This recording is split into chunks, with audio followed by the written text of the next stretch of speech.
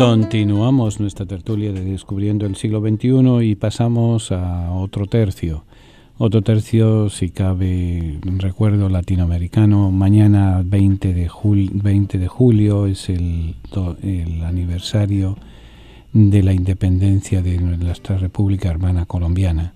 Por eso le deseamos al pueblo colombiano la paz, termine de llegar finalmente la paz, la alegría y la justicia a la gran nación colombiana, a la gran nación que tiene el nombre de Colón, el que fue el factor importante en el encuentro de dos mundos. La riqueza de Colombia es grande, no solamente en lo material, sino sobre todo y fundamentalmente en lo humano.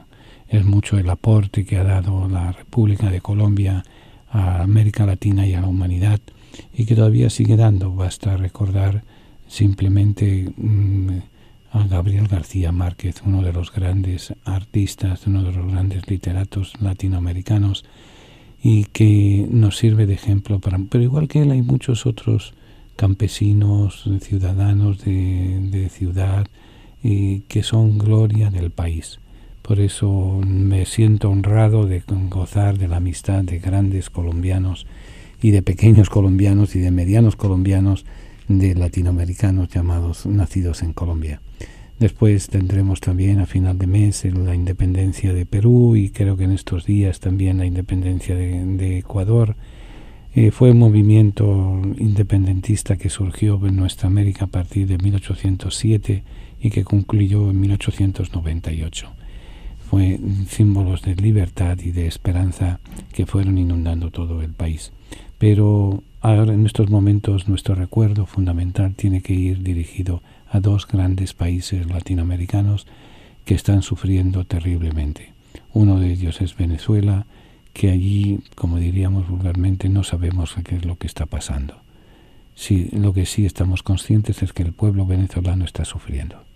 Y ya con eso es más que suficiente para preocuparnos y para pedir la paz y la tranquilidad y el bienestar y la libertad para el pueblo venezolano.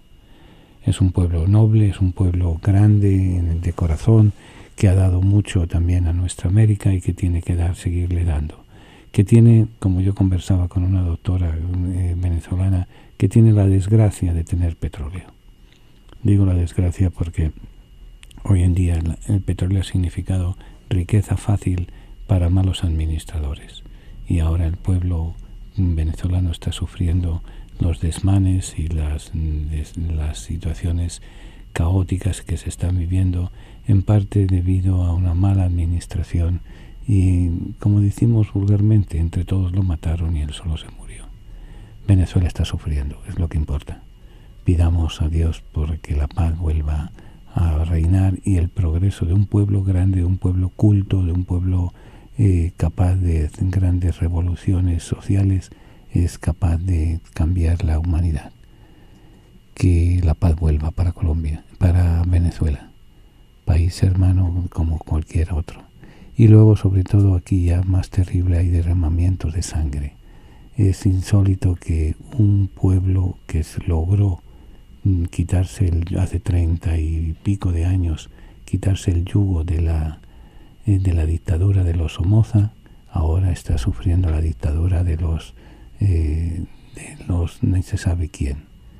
Está, por tanto, sufriendo más si cabe.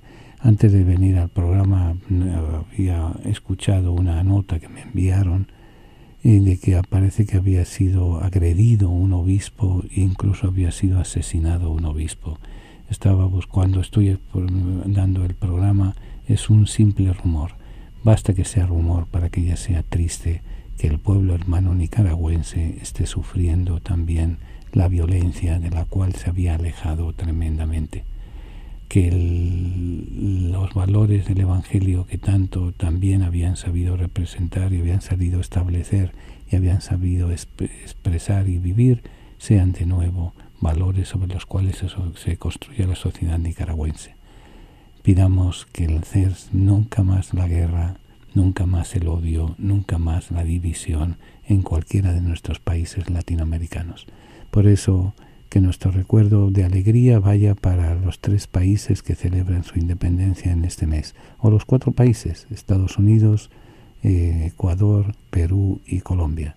Nuestra alegría por la libertad llegada a sus tierras, pero sobre todo nuestra preocupación, nuestra oración para que cese la violencia, que vuelva la paz para nuestros hermanos de Venezuela y nuestros hermanos de Nicaragua. Que la paz esté por encima de la violencia, que el Señor de la paz y de la justicia reine en el corazón y que cambie el corazón de los que están destruyendo el bienestar de su pueblo. Que el Señor bendiga, que el Señor acompañe, que el Señor guíe con sabiduría a los que tienen que tomar las decisiones oportunas para que la paz, el bienestar, la libertad y la tranquilidad vuelvan a Venezuela, a Nicaragua.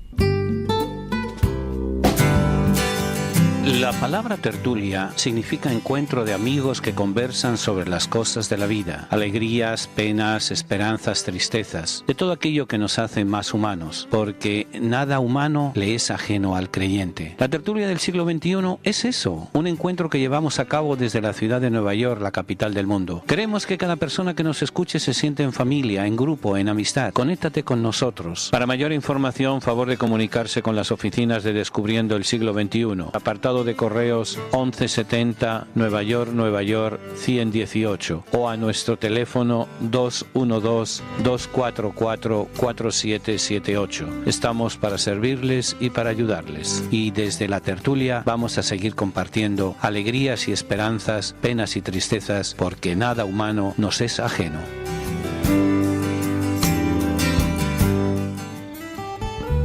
Tiene ya su Biblia, la colección de libros que han marcado la historia de la humanidad en los últimos 25 siglos. Si aún no posee una Biblia, nosotros podemos ofrecérsela a un precio módico, tanto en inglés como en español, o incluso bilingüe. Para precios y ediciones, favor de llamar a Descubriendo el Siglo XXI, 212-244-4778, 212-244-4778, o visite nuestra página de internet www.descubriendoelsiglo21.com, sección de tienda. Vengan porque tuve hambre y me dieron de comer, tuve sed y me dieron de beber. Estuve en la cárcel y me visitaron, enfermo y me fueron a ver, extranjero y me acogieron. Hoy en día damos de comer, beber, acogemos y visitamos cuando nos acercamos a nuestros hermanos presos, enfermos o emigrantes. A través de la radio lo hacemos posible. Ayúdanos a ayudar. Envíenos su donativo a Descubriendo el Siglo XXI, P.O. Box 1170, New York, 118. Repito, Descubriendo el Siglo XXI, P.O. Box 1170, New York, 118.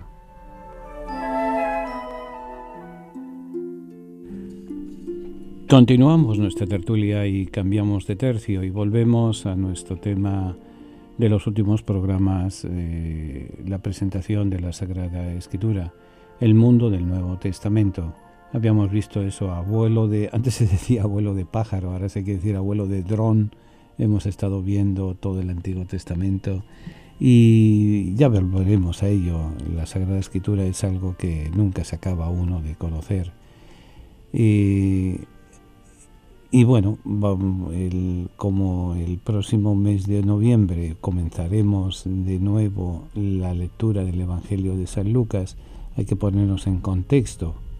Y aparte de que ya hemos visto el Antiguo Testamento, vamos a ver el Nuevo Testamento, que sea, ya les digo, abuelo de dron, abuelo de pájaro, abuelo de helicóptero, abuelo de ir ver una visión general y después ir yendo libro por libro.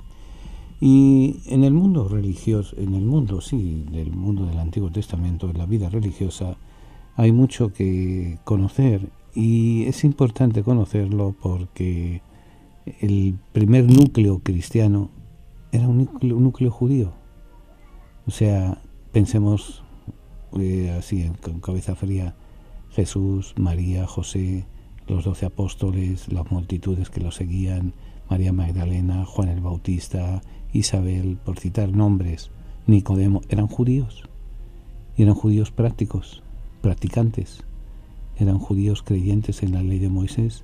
Pero un judaísmo Muchas veces cuando hablamos de judaísmo, como cuando hablamos de cristianismo, como hablamos de hinduismo, unas veces es verlo intelectualmente, que es atemporal, y otras veces verlo cómo se vivía en un determinado aquí y ahora de la historia, cómo se vivía en tiempos de Jesús, cómo se vivía en el siglo I de nuestra era.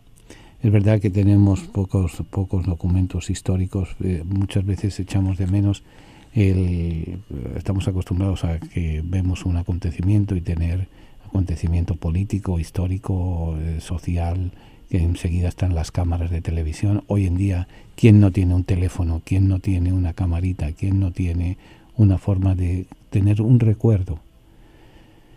Nosotros tenemos que fiarnos de las memorias orales, de las memorias escritas, de los restos de cacharrerías, de los restos de platos, de los restos de casas, de imaginaciones, de suposiciones, de leyendas traídas de boca en boca, y para ir reconstruyendo y ir buscando lo más posible la verdad. Por eso también es importante el comparar, el escuchar diversas versiones, diversos autores. El que simplemente quiera hacer una idea del Nuevo Testamento, que es el caso que nos va leyendo solamente el Nuevo Testamento, se va a quedar muy empobrecido. El Nuevo Testamento nace en un mundo muy concreto, en un mundo religioso, en un mundo cultural, en un mundo social, en un mundo laboral, en un mundo cultural muy distinto al mundo actual nuestro. Hay que ponernos en el aquí y en el ahora de ellos. Hay que conocer el contexto para poder evaluar el texto, porque si no tenemos un pretexto para manipular el texto. Juego de palabras, pero esa es la realidad.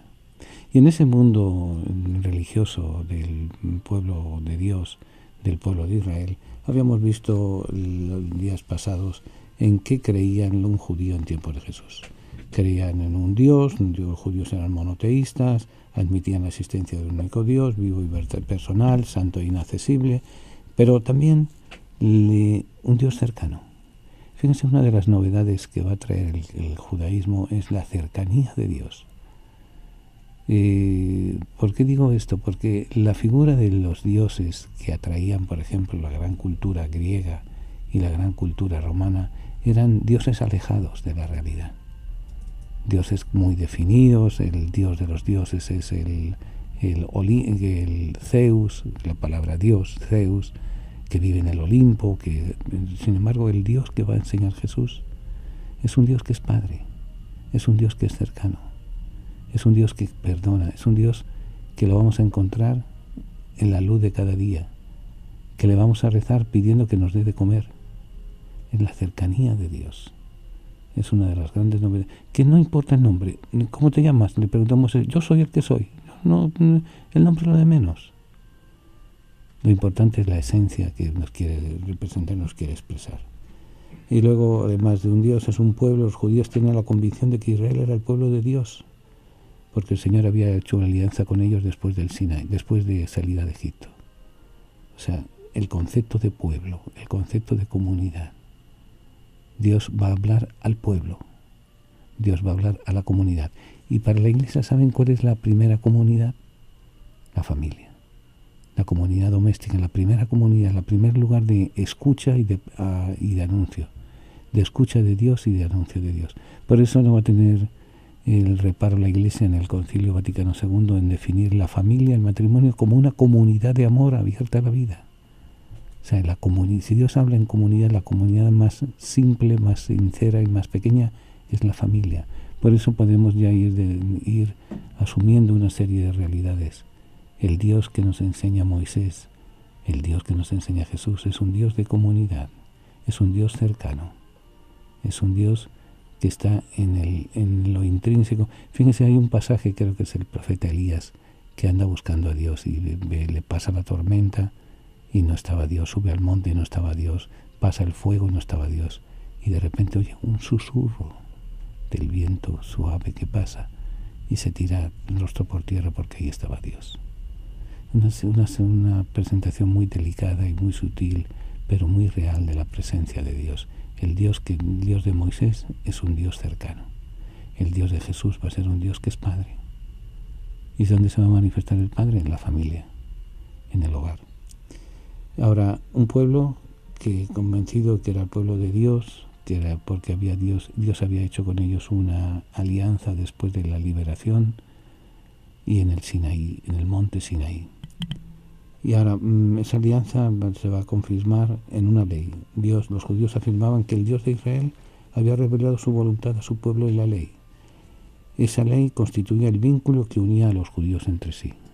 O sea, podían ser judíos de la diáspora, o sea, judíos de la inmigración, nacidos en Grecia, nacidos en España, nacidos en Roma, nacidos Dios sabe dónde. Pero los une una cosa, la creencia en la ley. Una ley que es bien simple: amarse unos a otros. Amar a Dios y amar al beduino del desierto, que es el caminante del desierto. A esos 2 mandamientos Moisés los va a estirar y los va a convertir en 10. Precisamente porque amamos a Dios hay que amar a nuestro prójimo. ¿Y cómo es la medida de nuestro prójimo? Como a nosotros mismos. Y ese amor nos va a llevar a respetar, porque amamos a Dios, respetar las fiestas. ¿Quién va a ser nuestro prójimo más cercano? Nuestro padre y nuestra madre, a los cuales, a nuestro prójimo y a Dios, no le podemos mentir, no lo podemos matar, no podemos manipularlo cometiendo actos impuros, no podemos hablar falsamente de ellos. Esa es la ley. Después los fariseos se van a inventar.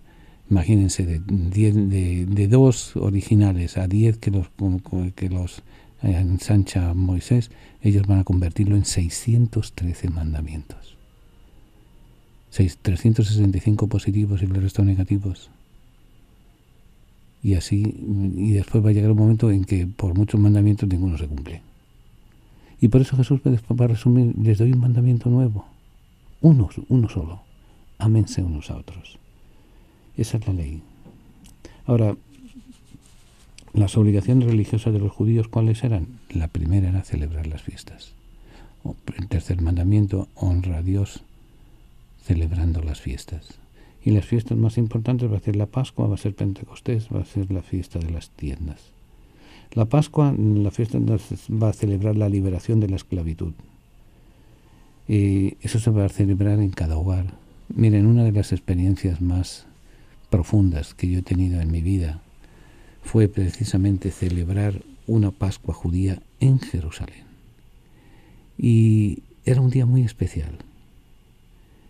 Fue una fiesta muy especial porque la familia que me invitó a celebrar esa Pascua, una familia de origen argentino, polaco-argentino, que lleva muchísimo, desde los años 50 llevan en Jerusalén, y recibí la invitación a celebrar esa Pascua, un día muy significativo, el 31 de marzo de 1992, el mismo día que se conmemoraban los 500 años del decreto de expulsión de los judíos de mi tierra.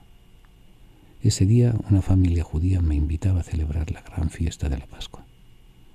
Por eso la fiesta de la liberación, la fiesta del banquete, la fiesta en la cual hay alegrías y hay tristezas, pero hay comida, hay el alimento para seguir viviendo, para seguir celebrando la Pascua, celebrando el paso. La palabra Pascua significa paso, como se dice en inglés, Pascua, Passover, el paso de Dios a través de nuestras vidas, el paso del desierto, del pecado a la vida, de la luz, de las tinieblas a la luz.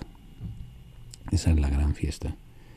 Y luego después los judíos ya en la diáspora, en la emigración, van a hacer lo posible por ir a celebrar las grandes fiestas a Jerusalén.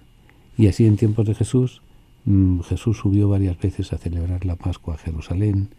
La muerte de Jesús se encuadra dentro de la celebración pascual. Se habla de acudían unos 200.000 peregrinos a Jerusalén, y estamos hablando de 200.000 personas de visita en una ciudad hace 2000 años. Hay que decir que tenía una gran vida y una gran infraestructura de servicios, porque eso hoy en día, incluso con todas las facilidades que tenemos, que de un cantazo, como dice el anuncio, se nos presente en una ciudad de 700.000 habitantes se nos presente, que es más o menos lo que tiene 700.000 habitantes, es lo que tiene Jerusalén hoy en día, que de repente se nos presenten 200.000. Es un dolor de cabeza para las autoridades, para los hoteles, para los restaurantes, para las casas de cambio de dinero, para las tabernas, para el suministro. Y así ocurría de vez en cuando. La fiesta de Pascua se va a prolongar siempre durante 8 días y va a haber, en esos 8 días va a haber grandes celebraciones, grandes encuentros, grandes comidas, grandes alegrías. Por eso no es extraño que en el momento de la crucifixión de Jesús, Poncio Pilato mande poner en el letrero en 3 idiomas: en latín, que era la lengua oficial del imperio, en griego y en hebreo, porque la segunda lengua oficial del imperio era el griego, la lengua culta. Y había, por ejemplo, tenemos Pablo, Saulo de Tarso. La lengua materna, la lengua que él empezó a hablar, fue precisamente su primera lengua fue el griego. Y el hebreo, porque los judíos que había que hablaban solamente hebreo. Pero eso es la gran multitud. La segunda, 50 días después de la Pascua, se tenía la fiesta de la cosecha. O sea, en la Pascua hay que pensar una cosa: la Pascua es la primera fiesta de la primavera, cuando se están sembrando todavía ciertos productos agrícolas. Y 50 días después de esa siembra empiezan a aparecer los frutos. 50 es Pentecostés, los 50 días de la primera cosecha. Después se cambió. La cosecha del pacto de la Pascua es precisamente las tablas de la ley, el recibir la ley. Por eso entonces Pentecostés va a ser la fiesta de la recepción de las tablas de la ley de Moisés, de la ley de Dios. Va a ser la renovación de la alianza. La gran alianza es la salida. Se cierra el pacto en el Sinaí 50 días después de cruzar el desierto, después de cruzar la primera sección del Mar Rojo. Entonces se va a llegar al Sinaí y allí se recibe la ley 50 días después. Son números simbólicos, porque a saber cuánto tiempo tardaron de la salida de las fronteras de Egipto al mar, y del mar, una vez cruzado el mar, al monte Sinaí, pues a saber por qué caminos cogieron. Pero fueron y hicieron. Entonces ese fruto, 50, el número completo de una generación entera. La cosecha de los 50, la cosecha de la ley. Y luego las fiestas de las tiendas o de los tabernáculos era más que nada una fiesta espectacular. Para recordar la estancia del pueblo en el desierto, cada familia se hacía una choza de ramaje en los alrededores de la ciudad. Y miren, estas experiencias van a traer una marca en el subconsciente del judío profundo, incluso hasta el día de hoy. Egipto es la liberación. El desierto es el encuentro con uno mismo, el encuentro con Dios, el encuentro que va a culminar con una alianza. El encuentro que va a culminar con una forma de vida, con una forma de ser. Pero sobre todo el desierto va a ser el lugar del encuentro. El lugar en el cual, como va a decir Jesús después, ¿a qué salen al desierto? ¿Qué van a encontrar en el desierto? Un hombre con grandes lujos y boatos y cosas. Eso están en los palacios, eso no están en el desierto. Al desierto se va con lo imprescindible, con las túnicas para refugiarse de las tormentas de arena, y del calor intenso, y un palo para caminar, un bastón para caminar, y para caminar apoyándose y para servir de defensa contra las serpientes que había en el desierto, que todavía hoy en día hay. Porque el desierto, no piensen en una cosa, el desierto del Sinaí no es esas películas que hemos visto de dunas del desierto, como si fueran arenas de la playa, muy románticos y muy esto y demás. No, desierto es aquel lugar donde no hay agua. Donde no hay agua no hay vida. Y puede ser desierto de rocas, desierto de piedra angosta, desierto en el cual pueden nacer algunos matojitos, algunos cardos, algunas zarzas, Por eso que muchas veces, debido a la intensidad del calor, 110, 120 grados que puede llegar en Fahrenheit, o sea, 45, 50 grados en centígrados, puede arder una combustión natural. Pero hay serpientes, hay escorpiones, hay ratas del desierto que se alimentan, Dios sabe de qué y de cómo. Entonces esa experiencia, para vivir en esa experiencia hay que tener la ropa apropiada. Hoy en día pues ya se encargan las casas comerciales de elaborar determinadas ropas, determinados zapatos, determinadas tiendas de campaña y demás. El judío del Éxodo llevaba la ropa puesta lo más sobria posible, que le cubriera completamente todo cuando vinieran las tormentas. Eran unas chancletas y un bastón y para de contar. Es lo imprescindible. De ahí el desierto es encontrarse con uno mismo. La fiesta de las tiendas, la fiesta de los tabernáculos, y eso es lo más importante. Durante el camino por el desierto, después de la alianza, van a llevar un carromato, un carro pequeño, donde va a ser el arca de la alianza. Un carrito en el cual se van a guardar las tablas de la ley. Un carrito que tiene una serie de especificaciones, una serie de elaboraciones y de cosas, y va a tener restos del maná, que después se lo dejan perder, se lo dejan robar por los filisteos, y después se forman tales líos entre los filisteos que la devuelven y dijeron, ahí se quedan ustedes con sus tablas de la ley, que son con su arca de la alianza y demás. Pero eso es parte del corazón religioso que en tiempo de Jesús se va a vivir. Por eso Jesús sube en varias ocasiones a Jerusalén a la Pascua. Sube en ciertas ocasiones a celebrar fiestas en el templo, fiesta de los tabernáculos, fiestas de las acciones de gracias. Van a ser las fiestas del santoral del tiempo de Jesús. Siempre tenemos necesidad de contemplar el misterio de la misericordia. Es fuente de alegría, de serenidad y de paz. Es condición para nuestra salvación. Misericordia es la palabra que revela el misterio de la Santísima Trinidad. Misericordia es el acto último y supremo con el cual Dios viene a nuestro encuentro. Misericordia es la ley fundamental que habita en el corazón de cada persona cuando mira con ojos sinceros al hermano que encuentra en el camino de la vida. Misericordia es la vida que une a Dios y el hombre porque abre el corazón a la esperanza de ser amados para siempre, no obstante el límite de nuestro pecado. Con estas palabras el Papa Francisco convoca a toda la Iglesia con la misericordia del Padre. Viviremos y sentiremos en la Iglesia el amor del Padre, la fraternidad del Hijo, la santidad del Espíritu Santo. Únete a la familia de Descubriendo el Siglo XXI para celebrar la gracia del Señor. Para mayor información, favor de comunicarse con las oficinas de Descubriendo el Siglo XXI, al apartado de correos 1170 Nueva York 118 o a nuestro teléfono 212-244-4778. Estamos para servirles y para ayudarles. Descubriendo el Siglo XXI, en colaboración con la Parroquia de San Columba, les invita a participar en los seminarios de formación bíblica y teológica. Se llevarán a cabo 2 veces al mes, los días sábados, entre 12 del mediodía y 4 de la tarde.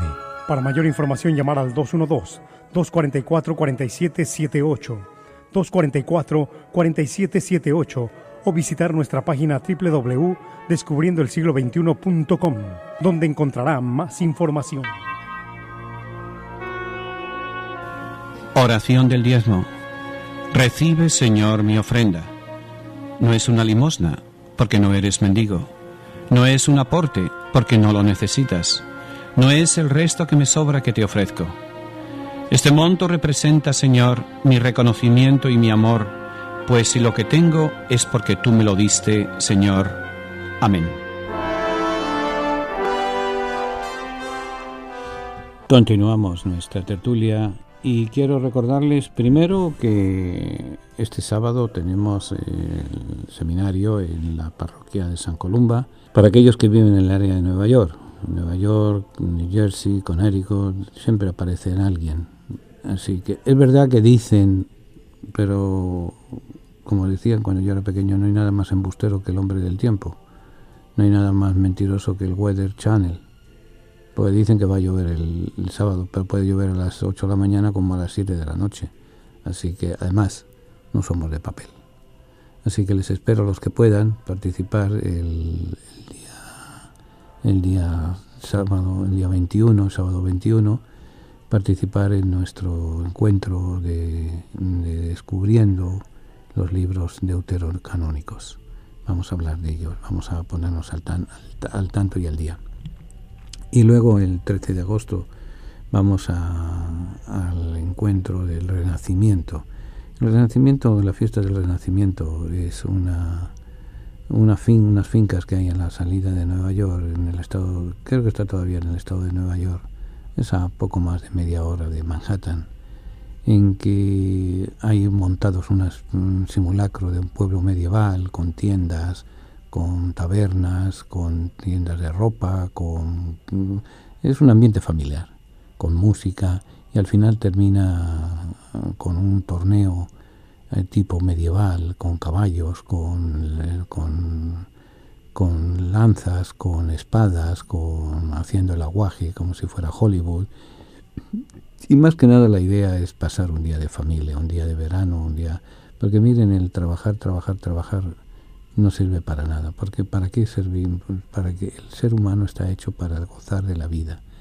El don más grande que Dios nos ha dado es la vida, y el pecado que nunca debemos de cometer, no se supone que cometamos pecados, pero si hay uno que nunca debe estar en nuestra lista, es el pecado de negarnos a vivir. Y la vida tiene alegrías y tiene esperanzas, tiene tristezas y tiene dolores, pero también muchas veces hay que saber sacar ese tiempo para disfrutar, para amar, para compartir porque si no, díganme una cosa, ¿cuándo comparten con sus hijos? ¿Cuándo comparten con su esposa, con su esposo? Si hay que trabajar para pagar las deudas, para pagar el apartamento, para pagar los estudios, para pagar el carro, para pagar la televisión, para pagar la cuenta de la ropa, para pagar los gastos del viaje que hicimos el año pasado a ver a la familia. Siempre hay una excusa para estar trabajando y trabajando y trabajando. Y cuando hay un tiempo para acercarnos a los hijos, para acercarnos a la esposa, para acercarnos al esposo, para acercarnos a los amigos. Si al fin y al cabo eso es lo que eso es lo que nos vamos a llevar en claro, y lo que nos va a abrir las puertas del otro mundo. El tener más o menos dinero, todos nos vamos a morir.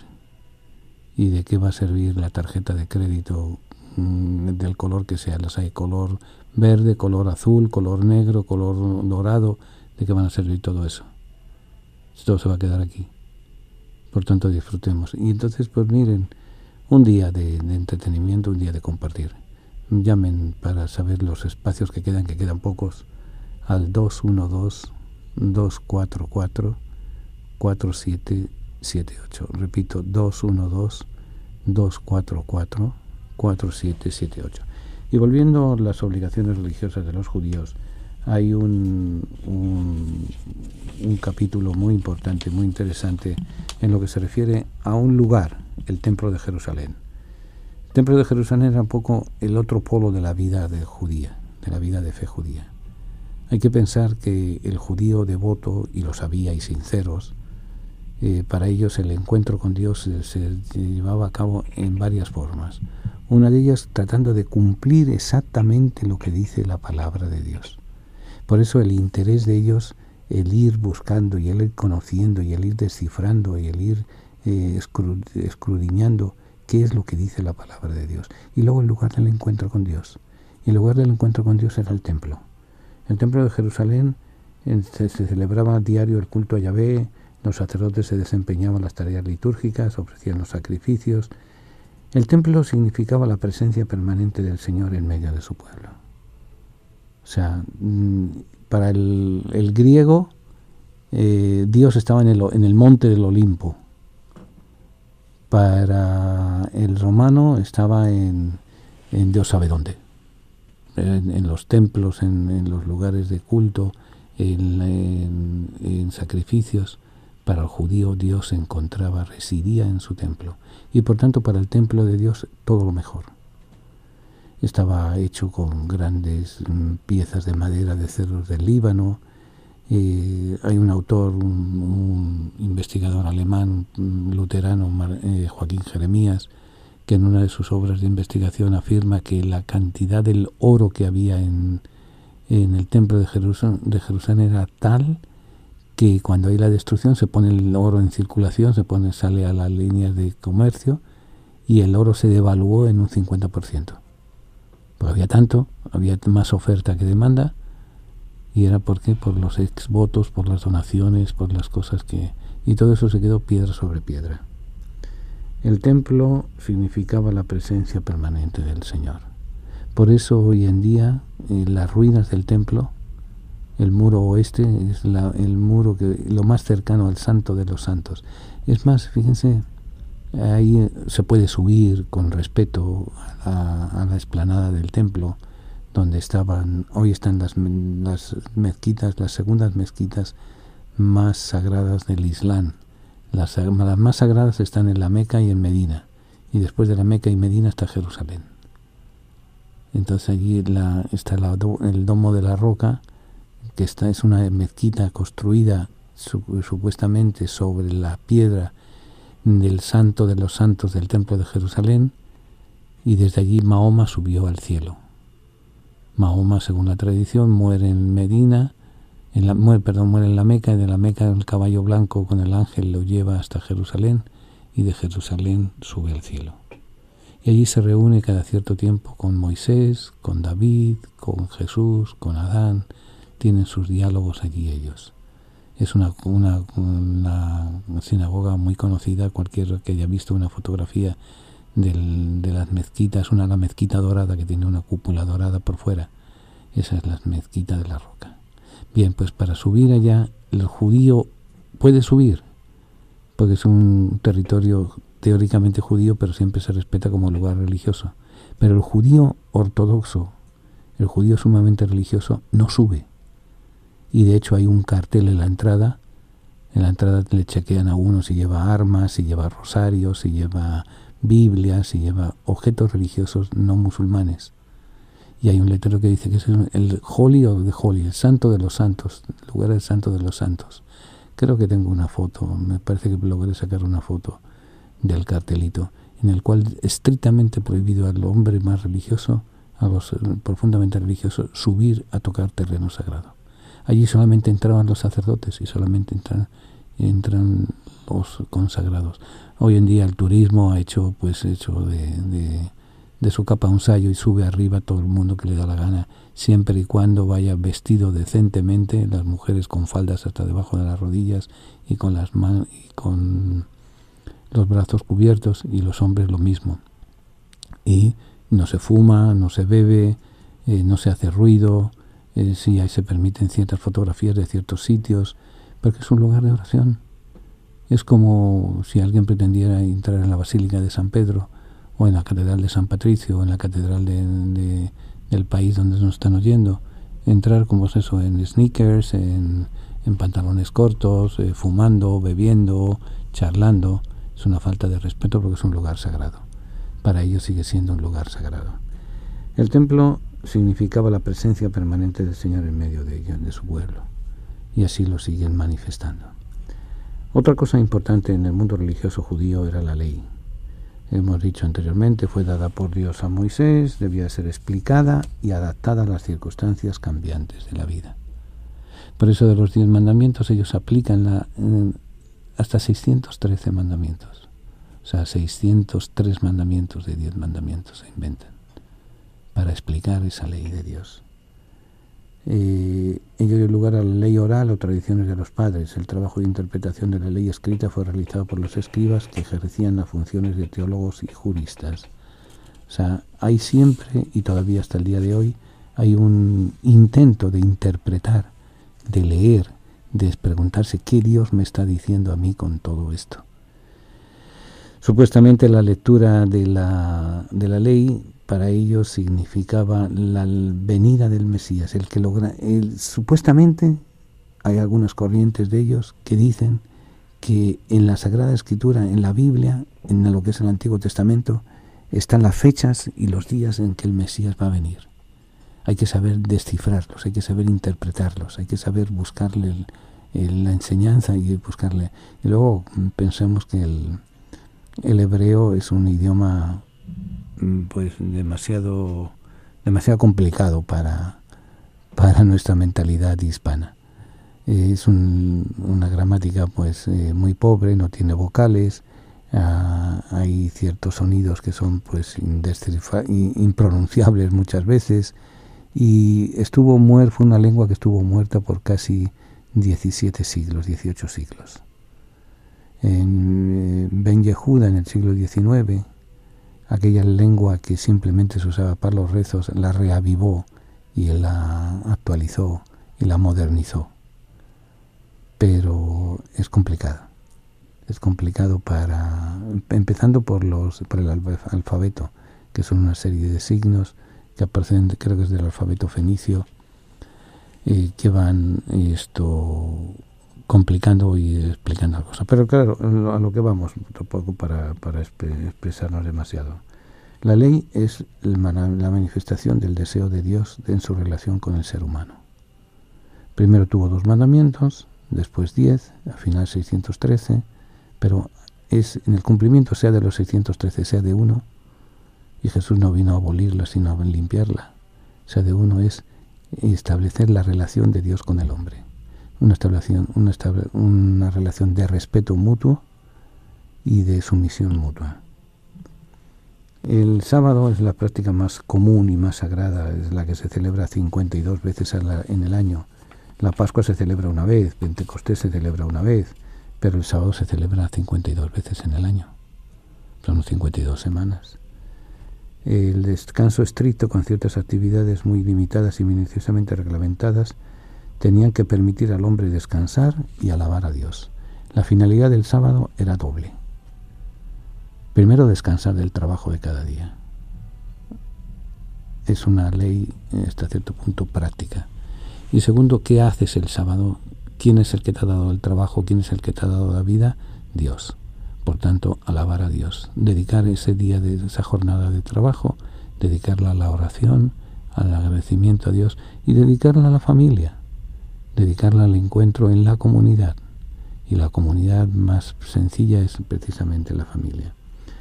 Ahora, había lugares sagrados. El gran lugar sagrado era el templo, pero el otro lugar sagrado era el lugar donde se reunían los creyentes. Y donde se reunían los creyentes era y sigue siendo la sinagoga. Igual que para nosotros los cristianos está la capilla, está la iglesia, para los musulmanes está la mezquita, el lugar donde se encuentran. Para los judíos el lugar de encuentro era la sinagoga, la reunión de los creyentes. Esta palabra primero se utilizaba como un hecho en sí, un hecho social, reunión de creyentes. Después se le va a dar el nombre al lugar donde se reunían los creyentes, al edificio. En el templo lejano para muchos y donde solo se viven las fiestas es el lugar donde se vive la fe del pueblo. No todo el mundo tenía la facilidad de ir todos los años o cada cierto tiempo a Jerusalén. Incluso viviendo en el mismo Israel, en la misma tierra de Judá, la Galilea, hasta de Galilea a Jerusalén, hoy en día son casi 3 horas en autobús, y por tanto pensemos que eran casi 4 o 5 días desde Tiberíades, desde la Galilea hasta Jerusalén. Era dependiendo la ruta que se siguiera, dependiendo de dónde cogiera el grupo, porque normalmente nadie salía solo, por los temores del camino, por si acaso pasaba alguna desgracia, por si había alguien les asaltaba. Era raro que se tirara uno solo al camino.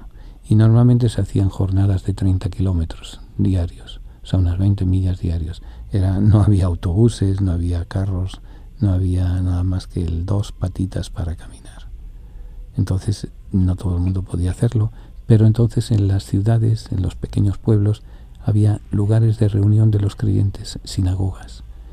Se han conservado en Cafarnaún la sinagoga en la cual se cree que Jesús fue, y los apóstoles fueron.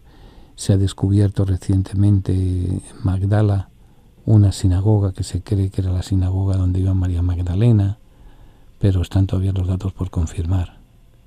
Cuando se encuentra uno de estos edificios no se encuentra el acta de nacimiento del templo, de erección del templo, sino simplemente el lugar. En las sinagogas se juntaban las fiestas, los creyentes, y se seguía un ritual, un orden. Era una lectura de la ley, se iluminaba con un texto de los profetas, y había una especie de discurso, de homilía, en la cual se explicaba lo que se había leído. Tenemos un ejemplo de ello cuando Jesús vuelve a Nazaret, a visitar a la familia, probablemente, y entonces todos los sábados Jesús asistía a la sinagoga del pueblo donde se encontraba. Y entonces fue a la sinagoga de su pueblo. Y todo el pueblo pequeño, campana grande. El pueblo de Nazaret en tiempo de Jesús tendría 60, 80 personas viviendo en todo el pueblo. Era una aldea perdida en la falda de la montaña. Entonces había trascendido la fama de Jesús. No había radio. Bueno, sí había una radio, la radio más antigua y más potente del mundo. ¿Saben cuál es? Radio Chisme, Radio Bochinche, Radio Corre, Ve y Dile. Se había corrido la fama de Jesús, que había hecho grandes milagros, había hecho curaciones, era un gran predicador. Entonces ha llegado al pueblo, ha ido a la sinagoga, entonces qué mejor oportunidad de que nos hable él. Y le dan el rollo de la ley para que él lea y para que él comente. Y él lee y comenta, y los individuos se quedaron pasmados, porque pensaban que iba a formar un show, que iba a formar a hacer un milagro, que iba a cualquier cosa. Entonces se dice, ¿y tú? ¿De dónde te viene todo eso que han contado? ¿Tú que has hecho tantas cosas? Y es cuando Jesús dice, nadie es profeta en su propia tierra. Pero era la costumbre asistir a la sinagoga los sábados, como Jesús hizo, nos presenta, creo que es el Evangelio de Lucas.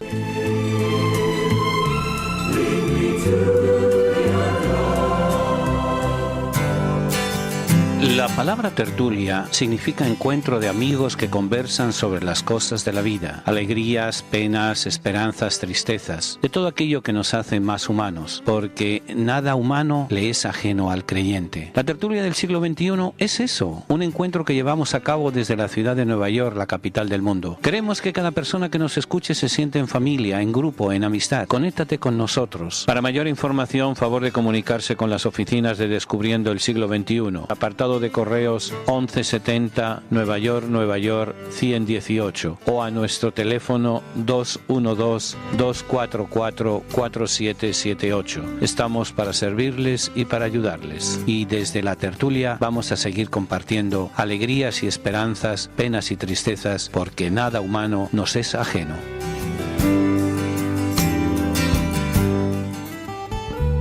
Tiene ya su Biblia, la colección de libros que han marcado la historia de la humanidad en los últimos 25 siglos. Si aún no posee una Biblia, nosotros podemos ofrecérsela a un precio módico, tanto en inglés como en español, o incluso bilingüe.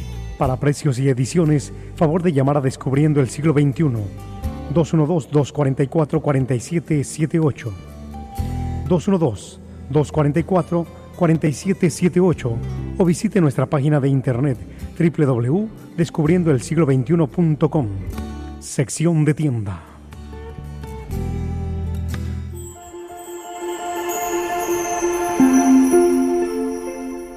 Continuamos nuestra tertulia de Descubriendo el Siglo XXI y quiero recordarles varias cosas. En primer lugar, que tenemos pasado mañana nuestra sesión de encuentro, de conversar sobre los libros deuterocanónicos del Antiguo Testamento, incluso algunos del Nuevo Testamento. En segundo lugar, que el sábado 13 de agosto vamos al Parque del Renacimiento. Todo aquel que quiera participar puede llamarnos a la oficina y para explicarle lo que hay que hacer, pagar los tickets e ir y prepararse a disfrutar de un día de familia, de un día de encuentro. Y luego, creo que se nos había olvidado, recuerden que estamos haciendo una rifa con un dinerito de premio, porque llega al final del verano, van a empezar las clases y y es importante que tener unos chavitos de más, unos centavitos de más, para hacer frente a los gastos. Y si no, pues mire, para gozar y disfrutar. Así disfrutamos y nos aprovechamos de ambas partes. Con el pequeño profit que nos dejan las rifas, pagamos la radio y el alquiler de la radio. Porque miren, la radio no es gratis. Hasta ahora no nos ha faltado, estamos ya a punto de cumplir 18 años, 17, 18 años en la radio, y siempre de una forma u otra hemos podido pagar el espacio de radio que la emisora nos alquila. Esto no es, aquí es dando y dando. Nosotros pagamos lo que nos cobran la hora y ellos nos dan 1 hora, 2 horas para poder nosotros decir pues lo que nos parezca bien. Nos ha parecido bien hacer una catequesis, un encuentro, un conversar sobre la Sagrada Escritura, sobre los cambios en la vida, sobre los cambios en la sociedad. Pues eso es lo que vamos. Hemos escuchado el clamor de nuestro pueblo y con nuestra sencillez, con nuestra pobreza espiritual y nuestra pobreza intelectual, pues miren, siempre hay alguien más ignorante que uno, y lo importante es lo que hemos recibido lo compartimos. No queremos hemos escuchado también nosotros la palabra de Dios y nos ha calado primero aquello el Señor le pregunta a Caín, ¿dónde está tu hermano? Segundo, lo de nuestro hermano está en la cárcel, nuestro hermano está en las calles del mundo, porque nos escuchan desde cualquier parte del mundo, y nuestro hermano clama a Dios. Por eso en el libro del Éxodo, cuando Moisés ante la zarza ardiente le dice el Señor, he escuchado el clamor de mi pueblo y quiero que vayas. El Señor ha escuchado el clamor de todos nosotros, que andamos como ovejas sin pastor, como mendigos de hambre, mendigos de paz, mendigos de justicia, mendigos de alegría, mendigos de vivir. Y tenemos el libro de la vida, que es la Sagrada Escritura, pero no sabemos conocerlo. Como nos recuerda el libro de los Hechos de los Apóstoles, que Felipe se encuentra con el administrador de la reina de Cusa y le encuentra leyendo a Isaías. ¿Cómo voy a entender si no tengo a nadie que me lo explique? Y nosotros pues hemos caraduras, carifrescos, atrevidos si caben. Lo poquito que sabemos lo hemos compartido. Nos hemos puesto a explicarles. Y en el caminar, el explicar, es que vamos reconociendo al Señor. El Señor que nos da el pan, que nos bendice el pan, que nos da el aporte gracias a ustedes de la radio. Benditos a Dios, si nos pueden ayudar, ayúdennos con la rifa, con centavitos, con lo que puedan. Sobre todo, ayúdennos con su oración. Miren, el dinero nos hace falta. Honestamente, que ser honestos, nos hace falta para pagar la radio. Pero nos hace falta más su oración. ¿De qué me vale que me regalen $50,000 si no me dan un Padre Nuestro, no nos dan una oración? Por eso les pido ambas cosas. No $50,000 porque no sé que no los tienen. Y miren, las obras grandes se hacen con donativos pequeños. Y muchas veces decía el difunto Padre Carlos López que su madre decía que las iglesias las planifican los ricos y las pagan los pobres. Las necesidades las planificamos todos y las sufrimos todos. Y entre todos vamos, por tanto, compartiendo y ayudándonos. En fin, no quiero terminar siendo un pedigüeño, sino simplemente diciéndoles que nos ayuden, que participen en nuestras actividades, que participen en nuestra tertulia. Y quisiera introducir, nos faltan ya pocos minutos, nos faltan 3 minutos, 2 minutos, 3 minutos. Ya no nos queda más tiempo para entrar en la sociedad, en la composición de la sociedad judía, en la composición de la misma sociedad con la cual se enfrentó Jesús, los mismos enemigos con los que se enfrentó Jesús, que van a ser los que van a decidir en la vida y la muerte de Jesús. El Jesús que todos buscamos, el Jesús que todos amamos, el Jesús que fue cercano a nosotros y que fue nuestro hermano. Bien, nos vamos y quiero recordarles de nuevo varias cosas. El sábado tenemos nuestro seminario. El 13 tenemos nuestro encuentro, nuestra excursión al Renacimiento. Y el primer domingo de septiembre tenemos la misa del cumpleaños del Divino Niño. Y en ese día celebraremos el sorteo de la lotería de la rifita que estamos haciendo para poder mantener nuestro programa. Ayúdennos, pero sobre todo ayúdennos con su oración.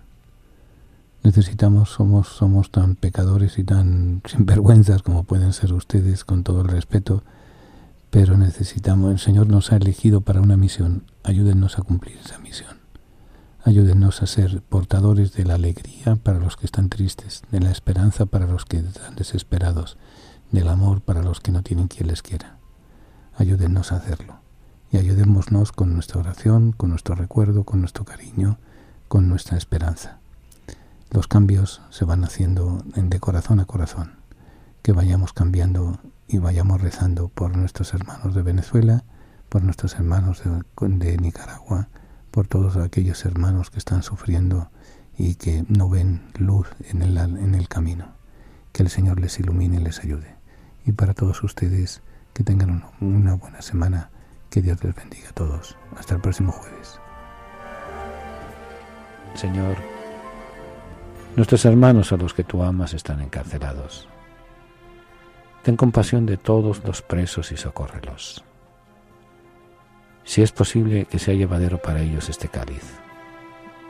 Pero no se haga nuestra voluntad sino la tuya. Haznos sensibles a las necesidades de nuestros hermanos encarcelados y haznos comprensivos con sus limitaciones. Ayúdanos a hacerle más llevadero la sentencia. Señor, a los que amas están encarcelados.